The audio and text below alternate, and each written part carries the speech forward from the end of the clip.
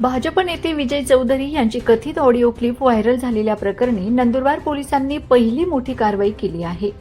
या प्रकरणी चौधरी यांचे माजी स्वीय सहाय्यक यश टिपरे याला पुण्यातून ताब्यात घेण्यात आले आहे। विजय चौधरी यांची कथित ऑडिओ क्लिप गेल्या काही दिवसांपासून व्हायरल होत होती। या प्रकरणी चौधरी यांच्या मुलाने उपनगर पोलीस ठाण्यात गुन्हा दाखल केला होता।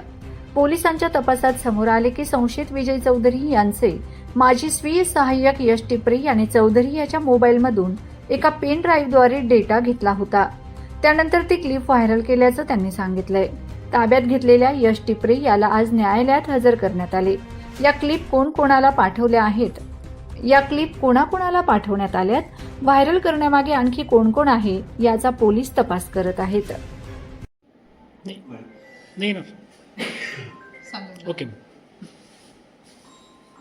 उपनगर पोलीस ठाणे गुन्हा रजिस्टर नंबर 292/2026 BNS कलम 336, 352, 353 सह IT ऍक्ट कलम 67 या गुन्ह्यामध्ये दिनांक 30/7/26 रोजी सायंकाळी आपण पुणे येथून आरोपी यश संतोष टिपारे वय 22 वर्ष राहणार रविदास नगर चिखली बुलढाणा याला ताब्यात घेऊन नंदुरबार येथे आणून आज दिनांक 31/7/26 रोजी 12:43 वाजता अटक केलेली आहे।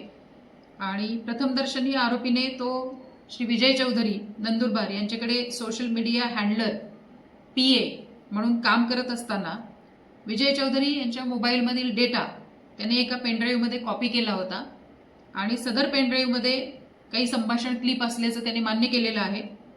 त्याचा आज आपण कोर्टामध्ये मान्य कोर्टासमोर हजर करून PCR घेऊन त्यांनी त्या क्लिप कोणामार्फत प्रसारित केल्यात, त्याने त्या कोणाला दिल्यात याचा सखोल तपास आपण करणार आहोत। त्याचबरोबर मी पोलीस अधीक्षक नंदुरबार अश्विनी सानप नंदुरबार वासियांना असं आवाहन करते की सदर दाखल गुन्ह्याच्या अनुषंगाने सायबर पोलीस स्टेशन मार्फत सखोल तपास सुरू आहे। त्याच्यामुळे सदर गुन्ह्याचा तपासाबाबत कुणीही अफवा अगर चुकीच्या गोष्टी पसरवू नये, जेणेकरून जिल्ह्यातील सामाजिक शांतता आणि सार्वजनिक सुरक्षा याला कुठलीही ठेस पोहोचेल। कोणीही या अनुषंगाने चुकीची बातमी किंवा अफवा प्रसारित जर केल्या तर त्यांच्या विरुद्ध कडक कारवाई करण्यात येईल। धन्यवाद।